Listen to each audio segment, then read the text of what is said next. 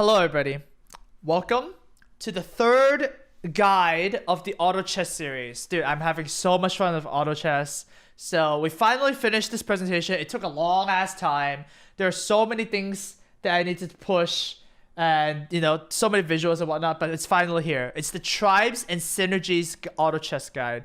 So this guide, we're gonna cover all the tribes, all the synergies, and some interesting things about them, like counters, kind of specific archetypes, and what you should do with them, like what a good late game comp is and stuff. All right, so let's go ahead and start with onwards to Gobos. Gobos is a very defensive mechanic, but the defensive mechanic is effectively a very aggressive mechanic because you save your units, right? And a living unit can deal damage. 6 Gobos, lots early game. As you can see here, it's very easy to assemble the goblins. And basically, we call this Tron. What the heck is... What the... Dude, I have to actually explain it here. Okay, Ed covered this with a new slide, okay? If you have 3 goblins, you get nanobots. Alright, it gives you 10 HP regen and 15 armor, as I remember. So it gives it to the random unit. It doesn't really choose a goblin. It just gives you a random unit. So a random unit has very big survivability. And if you have all 6 goblins, all your goblins get nanobots, in addition to a random unit getting nanobots as well. So lots of survivability, lots of armor gain. So it's insane for the early game. Huge power spike for the early game. And it's also very cheap, right? These units are they're one cost each, right? So it's very easy to assemble Tron. And Tron can actually push you through to round 10 or even round 15. It's very, very easy, right? You just get the buff and your opponents attack it and they just lose. Very easy to transition out of because they're so cheap. You're not really investing a lot of money into it. And if you happen to go into full goblins, then it's actually a great win condition. So it pairs well with mechs because, most goblins are mechs already.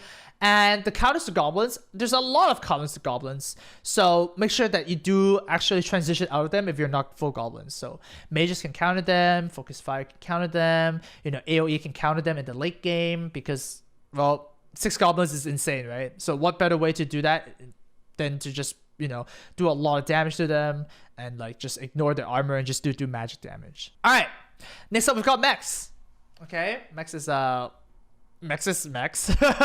There's not much more to say than that. Pairs very well with goblins, and they gain a lot of HP regen. If you have 2 mechs, they all gain 15 HP regen. And if you have 4 mechs, they all gain 25 HP regen. So for a total of 40 HP regen, so they regenerate a lot of freaking health. So yes, great early game survivability and very strong against consistent damage. What consistent damage means is that if your opponent is attacking all your units at the same time, so if you have 4 mechs and they have 4 units, and each of their unit is attacking a separate mech, then it's insane, right? Because that's consistent damage. And all your mechs are regenerating at the same time.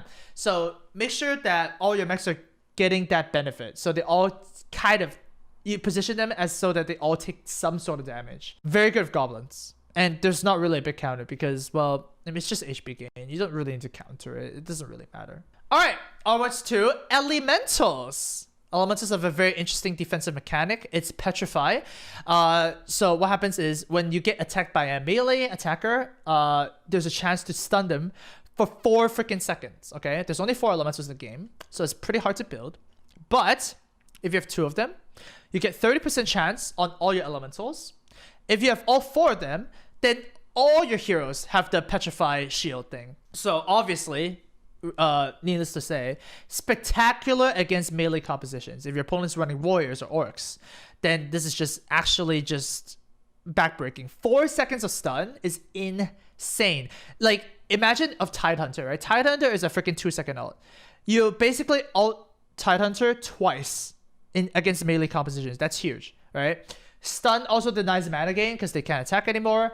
And technically speaking, they're very easy to transition out of because if you have a Tiny and a Razor, then that can last you through early game. And if it's not working out, you can just change up to something else. What does this pair well with? Well, if they're stunned and if you're elementals, then you want to damage them down, right? So this pairs really well with damage. Generally speaking, these units don't really do a lot of damage. And pairs really well with assassins because there's already a Morphling, right? You just need 1 more unit and then you can put your elementals to the front line, and then your opponent's gonna get distracted by the assassins at the back. Stun the front line, kill the back line. Very easy. The counter is good positioning. Sometimes you cannot change what you're doing. If you're already warriors, you can't just sell all your warriors just to counter elementals. That does not make sense, right? And if you're not melee, then guess what? You don't need to counter elementals. So if you are actually running melee units and your opponent is running elementals, make sure that your melee targets are not attacking the tiny that's stunning all your guys. Just, reposition. All right, onwards to Nagas. Nagas are a very reactive tribe. There's 4 Nagas in the game, and what the heck, dude? Okay, thank you. Okay, they give you magic resist. Okay, so 2 Nagas give you 30% magic resist, and 4 Nagas give you another 30% magic resist for a total of 50% magic resist, I want to say. So the magic resist stacks really well. So what does Nagas do? Well, you're never going to be planning for Nagas. You're never going to go in a game and go like, okay, you know what? I am going Naga synergy and it's going to work out for me. No, it's not going to work out that way. You want to do Nagas if you're already using one of the units, right? And your opponent's running magic damage.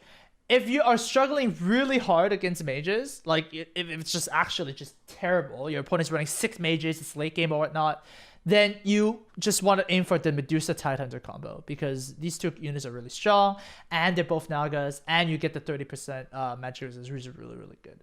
But just make sure that you're not actually aiming for this. All right, onwards to the utility tribes. First up, we have druids, possibly the tribe that confuses new players the most. Because their bonus is that they can combine units easier into 2 stars and 3 stars. So let's explain this. When you have druids and you have 2 1-star druids, so 2 enchantress, how you can combine them is you need 1 other different druid. Okay, so 2 enchantress plus any one of these means that you can make a 2-star enchantress. You have to make sure they're all on the board, by the way. So you have to put the 2 enchantress on the board, put a fury on the board, and then make sure you move the enchantress, because this effect only happens when you move a unit, and then it's a 2-star unit. When you have 4 druids, so you have all 4 druids, then you can actually start combining 2 2-star units into a 3-star unit if you have all the druids. So once again, let's phrase this out again. You have 2 enchantress 2 stars, okay? To make the 3-star enchantress, you need a Furion on the board, you need a Tree on the board, and you need a Lone Druid on the board. Okay, so that's how druids work. All right, perks for building druids. Well, upgrades your units super fast. You only need 2 of them, so you don't need to roll that much. You don't need to dig that deep. So very easy to upgrade. Very easy to pair as a second tribe, because if you're just running elves, then you just randomly have these units. Then you go like, oh, I can just pair them up. Very risk-free to put on the bench. This is actually huge for druids, right? Other tribes, well, literally every other unit in the game, you need to basically flood your bench. Like, how many times have you flooded your bench and go like, oh no, I have no bench space? Well, guess what? With druids, you just only need to have so many. You can free up so much space. And of course, the last perk is the Enchantress gain gold trick, where if you have 2 enchantresses, you're basically spending 2 gold. If you combine for a 2-star enchantress, it actually sells for 3 gold. So you're actually gaining 1 gold from the transaction. So if you don't even need to be in druids to use this trick. So that's why enchantress is always kind of like a good buy. A 1 gold in the early game can make a huge difference. So make sure you keep an eye out for the double enchantress trick. Oh, pairs really well with elves. It also pairs pretty well with beasts, because 2 of these are beasts already, but it does pair the best with elves. What is the counter to druids? Well, the counter to druids is just look at their units, right? I mean, they don't really have a stat line, right? They don't actually gain additional health or damage or whatever like that. So to counter these units, silence them before they can summon more units, or just doom them. These are basically some. All right, next up we have another utility. We have shamans. There's only 2 shamans in the game, and if you have both of these shamans, which is Shadow Shaman and Disruptor, you hex a random enemy at the start of the fight. Okay, that is a typo. Holy Jesus Christ. It's a 6-second hex. It's not 4 seconds. It's actually huge. All right, So when you have 2 shamans, you remove a unit in your opponent's board for 6 seconds. That's huge. That's basically effectively a 10 versus 9, as you can see here, which basically means that you get a level advantage. Getting extra level is insane, especially late game. Like, you're basically level 11. Think of it that way. You're level 11, your opponent's level 10. So shamans are very, very big. And it's super easy to pair if you're running one of these units regularly. So if you're running orcs, you can just buy a shadow shaman. If you're running trolls, you can just buy a disruptor. Very easy. This combo is one of the best you can do against PvE mobs, right? Dragon, if you fight against Lunar Beast, you know, like very, very powerful. You can just hex them, super, super strong. So just make sure that you have to make sure that every team can beat PvE, right? And this one, you don't need to even worry about that too much. Next up, we have Warlocks. Warlocks is perhaps the most misunderstood tribe in the whole game, because people overrate it super highly. 7 Warlocks in the game, and if you have Warlocks, well, your team gets lifesteal. It doesn't include your Warlocks. It's basically your whole team. With 3 Warlocks, you get 20% lifesteal, and if it's 6 Warlocks, you get a total of 50% lifesteal for all your units. Why build Warlocks? Well, first of all, it's really strong. It's an AoE, okay? You want the Warlock synergy as more of a reactive tribe than anything, okay? If your opponent is running Razor and stuff like that, Razor deals damage to all your units, right? So if you have lifesteal, your units at the back can start gaining health to prepare for the next AoE. So that's where the lifesteal does really, really well. The other way of using Warlock synergy really well is that you can scale them with damage, armor, or attack speed. If you have any of those, then the Warlock lifesteal gets a little bit better, right? And if you don't have this, if you don't have these things, then the Warlock doesn't do anything for you. So just make sure you don't go like, oh my god, I have mages, but this Warlock synergy is so good. No, it's not, okay? It's not. Very effective on high base damage heroes. So it's something like Shadow Fiend has a very high base damage. So you just have to know which units have high base damage by clicking on them and just checking. TA has a very high base damage. And a good tip to run when you are Warlocks is that you need to make sure that all your units are taking some damage, right? If you are full health and you're lifesteal, you do not gain a bonus at all. So if you're running Warlocks, make sure to position so that, you know, most units are taking a little bit of damage. Usually you don't need to worry about that too much because every comp has AoE.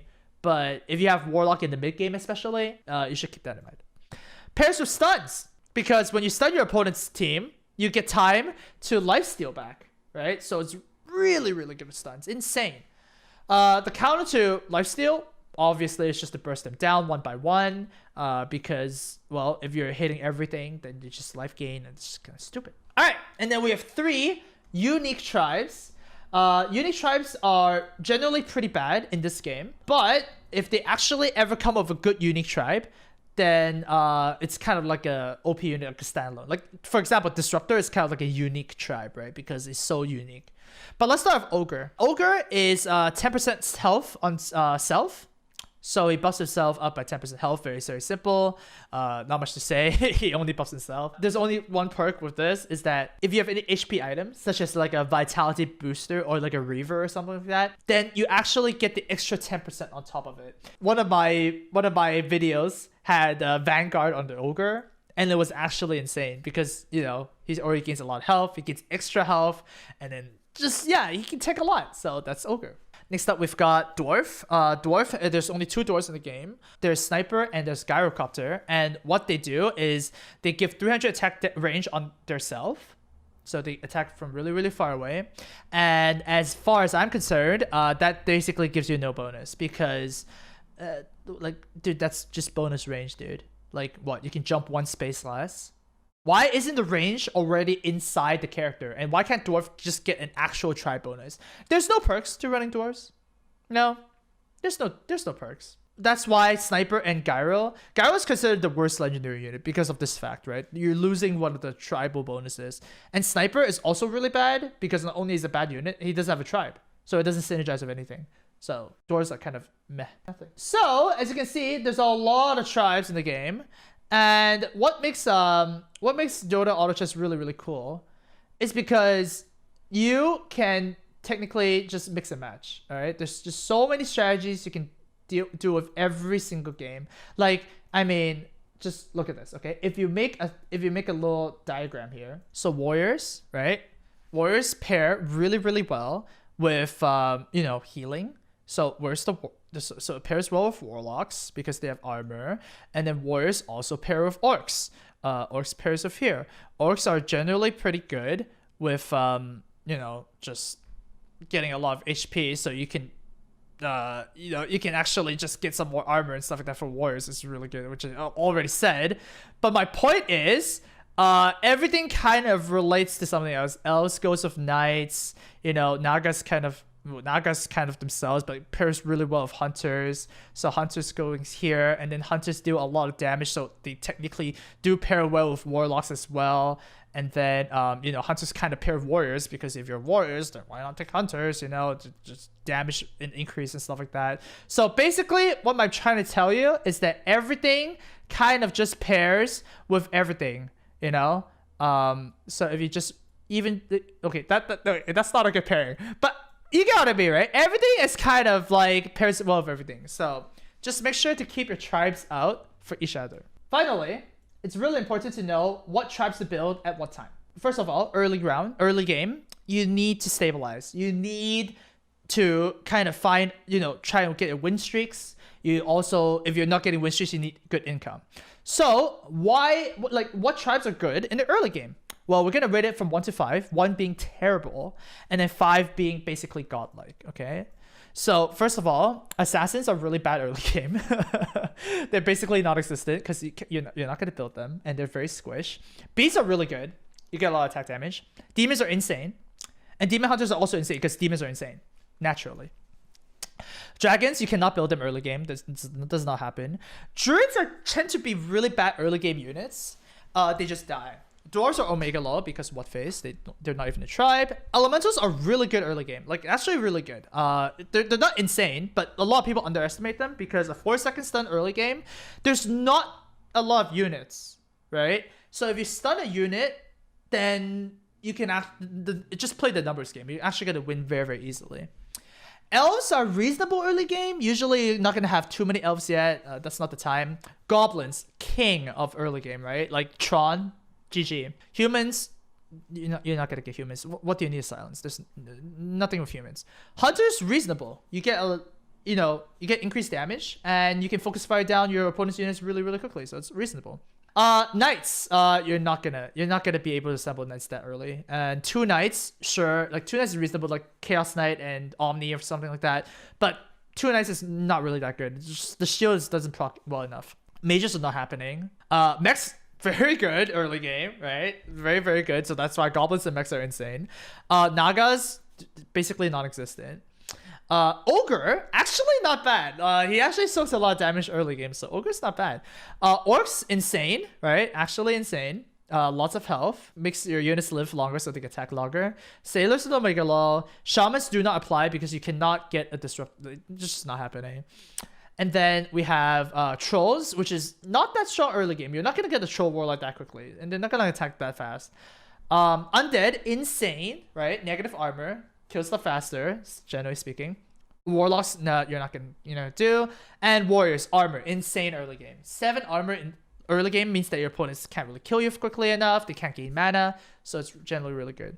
So important to note, the best early game units are the 5s and the 4s. So goblins, mechs, warriors, undead, orcs. Okay, so and demons. Okay, you want to find a demon as soon as you can. So these are basically what you're looking for in the early game. The 3s are okay too, but these would be the best early game. Onwards to the mid game. Mid game is rounds 10 and onwards. What you want to do in the mid game is you want to look for a transition to your late game. Like, what is your late game gonna look like? What comp is open? It's usually in the mid game that you kind of want to scout what your opponent's doing, look for what's open, and you want to decide between like units. So you want to buy heroes, you want to level your things, or you want to actually upgrade and roll more, right? So what is the best way to get into the late game?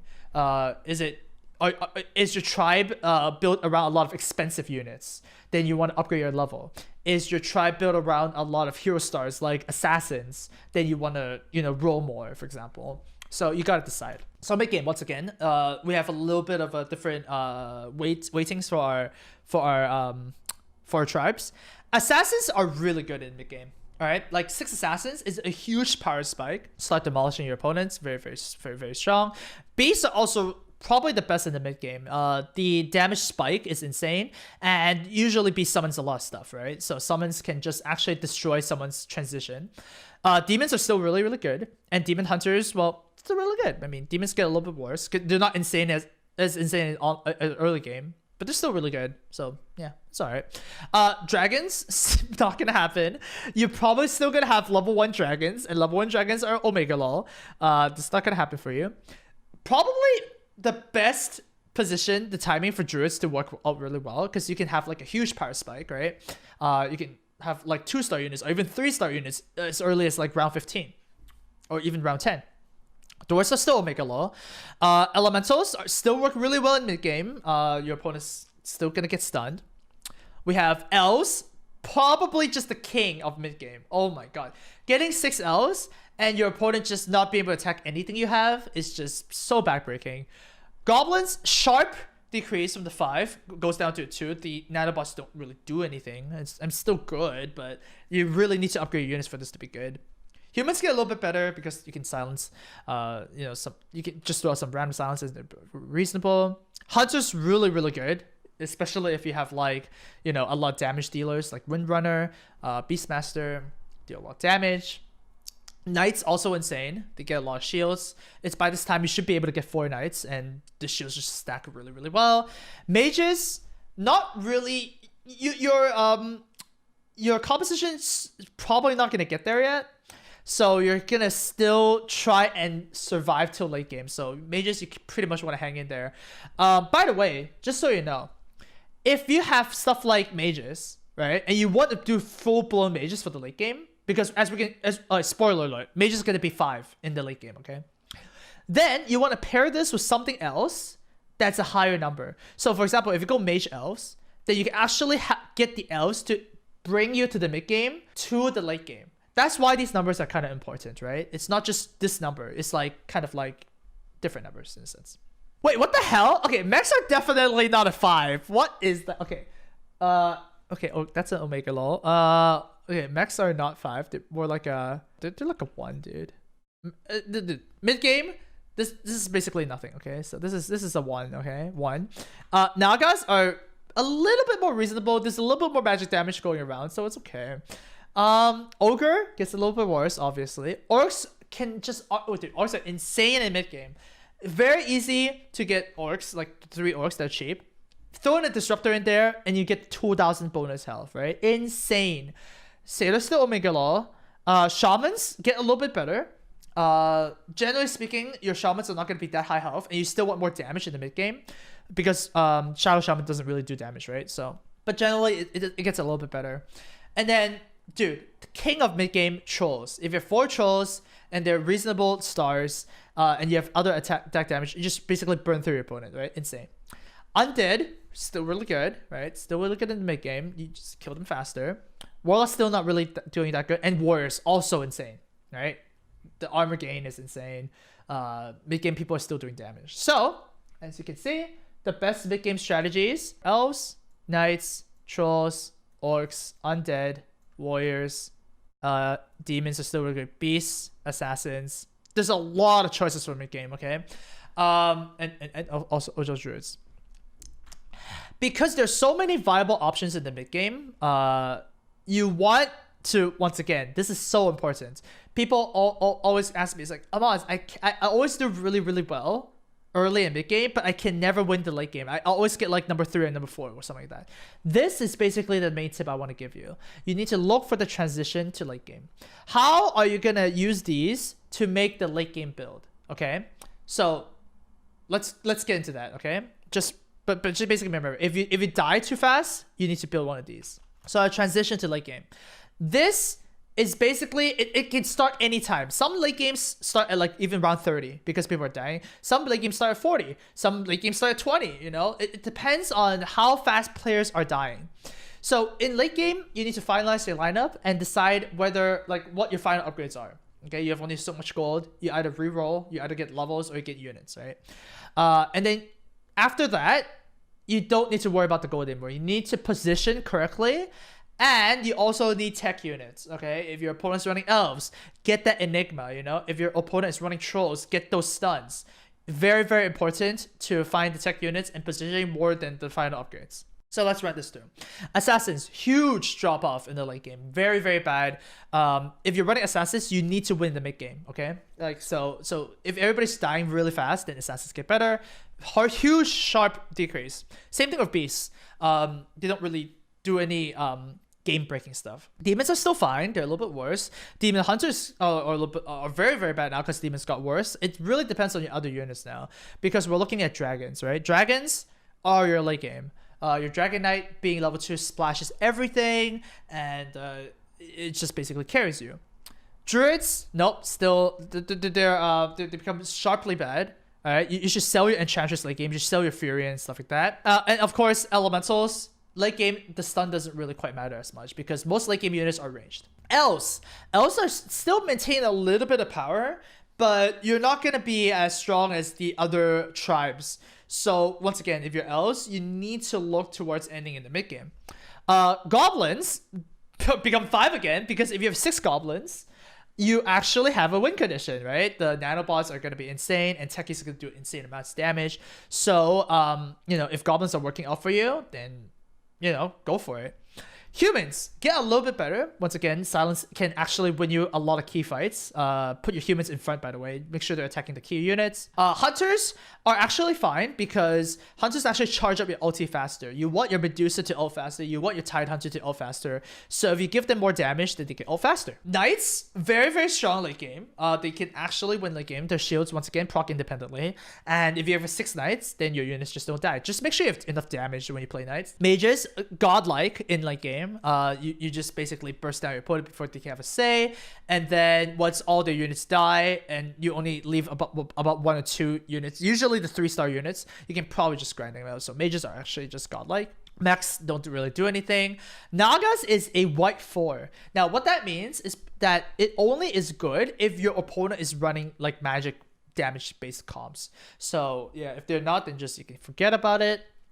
Ogre is like sad now because it's late game. His health doesn't really do that much. So is Orcs. Late game, once again, Orcs, like health isn't really big of an issue. You just need the game breaking ultis. Satyr is still Omega Law. Shamans get insanely good in late game because since you have 10 units now, you can actually shift one of the units to like a utility one, right? So like Shadow Shaman. Removing one of your opponent's units from the game in the beginning of the fight can be huge, right? It can be actually game breaking. Like I remove your Dragon Knight, I remove your Troll Warlord, or I can remove your Kunkka, you know, very, very powerful. And then we have Trolls, which still maintains a little bit of value, but you know, not as strong as mid game. Undead is still reasonable. Warlocks get a lot better late game because, you know, you can pair easily with other statistic synergies. And warriors, well, warriors are still basically fine because they're frontline. So let's go ahead and circle the ones that are really strong in the late game. Dragons, mages, and goblins. Those are your strongest late game builds. All right. If you want to win late game, those are where you want to go. And then of course knights, trolls, warriors, shamans. Those are reasonable too. So there's not a lot of good late game. There's not a lot of good late game comps. So you gotta just make things work here. Finally, there is one more slide, the bonus slide. Oh yeah, poggers. It is the acquisition difficulty. How hard is it to assemble this tribe? 1 being very, very specific, so very bad, and 5 is very broad and easy. Now, this is important because if a lot of people are going a specific tribe, you're all gonna lose. Okay, so if there's a tribe that's gonna be a 1, so it requires a very specific units, and there's not a lot of units, and everybody goes that shit, you're all gonna be losers because you can't share that many resources, right? It's like the example of wood. Well, there's wood all over the world, but then if everybody's vying for gold, then all the gold guys are gonna starve and they're gonna die. Okay. Acquisition also gives some scores on how flexible it is. So if a tribe is not working, can you transition out of it? There's a lot of tribes that are very all in, right? And those would be one. So let's go and start. Assassins, very specific because you need every single assassin. Usually people are going to have 1 or 2 assassins in their build, and it's going to be really hard to get 6 assassins, and then you can't take anything else, and it's very, very all in. So assassins are very YOLO. So make sure that, well, either you're the only one going assassins, or assassins are you just really have a lot of assassins. So very, very risky. Beasts, not that hard to acquire. People can share. Beasts are very easy to build generally. I mean, their bonus at 2 is not that huge, but usually if you want beasts, you can. Demons, super easy to acquire, obviously. Everybody just needs 1. There's so many demons. Just pick it up. Demon hunters at the same time, it's just anti-mage and it's just anti-mage and Terrorblade. You're not gonna actually go for this. Like, it's like, oh my god, I want demon hunters. But acquiring them shouldn't be too hard if your opponent is going to Terrorblade anti-mage synergy. Dragons are very specific as well. There's a lot of lobbies where 3 people do dragons and they all lose immediately. That's usually what happens. So make sure to scout if you're running dragons. Druids, very easy to acquire because they only require 2 units. I mean, there's so many fights that I see like lone druids on every single team comp and they all do fine. So it's fine. Dwarves are still Omega Law. Elementals, not too easy to acquire elementals if you actually want them because they are good standalone units. Like Enig and Razor are very, very good on their own. So if you do want to assemble elementals, then you probably need to be a little bit into it. Elves are actually not that hard to acquire. Elves can support 2 or 3 players usually. 2 players the best. 3 players starts to get a little bit but there's just so many elves. So if you want to go elves, it's very easy to make. Goblins, very easy to make, obviously, because it's early game, it's very cheap, and usually if people's goblins are they don't work out, they're just gonna sell them, right? So if you really want to go goblins, you can. Humans are very easy. I mean, humans, there's just so many humans to choose from. Hunters are very, very specific. You need the good hunters. You can't take the bad hunters, right? So you definitely want the Beastmaster, and you definitely want the Wind Runners. They are very, very hot. And otherwise, you have to go with like the shitty hunters, like Drow and Mirana. You know, those are a little bit worse. Except for Knights. Knights usually can support a few people. But if you want to get 6 knights, you should try and be the only knights going in. And once again, if you go knights, you're not getting out. Knights are just kind of a little all in. So it's 3, it's okay. Mages are super freaking all in, dude. If you go mages, you have to go all in. You cannot half-ass it. If you half-ass the mages, you're gonna die because the burst potential is so important. So mages, just go for it. Mechs are super easy. I mean, Mechs is not even a synergy. So even though it's a 5, the power level of Mechs is kind of low, right? So don't think this is a measure of it's strong. Naga's pretty hard to acquire. There's only 4 Nagas in the game, and usually Slark and Slardar doesn't fit into most team comps. So get your Nagas fast. Ogre is there's not really a acquisition difficulty for Ogre, so this doesn't really apply to Ogre. Also very easy to acquire, once again. Very cheap. Usually people sell them if they don't after early game. So if you want to go Orcs, it's great. Sailor is still Omega Law. Shamans, very, very difficult to acquire. It's 2 very specific units, and Disruptor is very, very hot in contention and like high in demand. So yeah, Shamans are usually just a nice mistake. Like if you're going for orcs and I happen to shadow shamans, that's fine. Or if you have trolls and you happen to have disruptor, that's fine. Trolls, insanely difficult. Trolls can only support 1 player. If there are 2 people going trolls, they will be 7th and 8th. Okay, that's just how it is. So if you go trolls, make sure you need to scout and you need to have those early game units. Okay, very important. Undead, also very specific. It's really hard to acquire them. They're all very high demand. And also very hard to get early game. Drow and Abaddon is pretty much kind of like the only way you can get it. But it's really worth it, right? Undead synergy is really, really strong. There's a million warlocks. If you want warlocks, you can have them. Just remember that this is not that strong. And there's also a million warriors. If you ever want to go warrior strat, there's lots of options for them. So there it is. That is my tribe guide, tribes and synergies. Hopefully that helped you out. If you have a specific troubles in a specific part of the game, this guide will actually help you. So what you want to do is you want to look back and go like, okay, I am having a lot of trouble in early game. I always start the game losing and then I do okay. Then guess what? You should go ahead and look at my early game, the early game slide, right? That's basically going to be super helpful for you. This one. So you're going to go here and go like, oh, I guess I should go build some goblins and I should build some undead in early game and that will help me out. Stuff like that. And then same goes for late game. If you always lose late game, then, just go ahead and look at this late game chart here. And of course, if you're having problems with a specific tribe, or if you don't know why people build a specific tribe, you can refer to my early slides. So once again, thank you so much for watching. Next guide coming up will be a very, very progress one. It's going to be the first advanced guide, because this would be a little bit more intermediate, right? The next guide is going to be on statistics. What exactly does 5 armor mean? We're going to answer that question in the next guide. But for now, thank you so much for watching.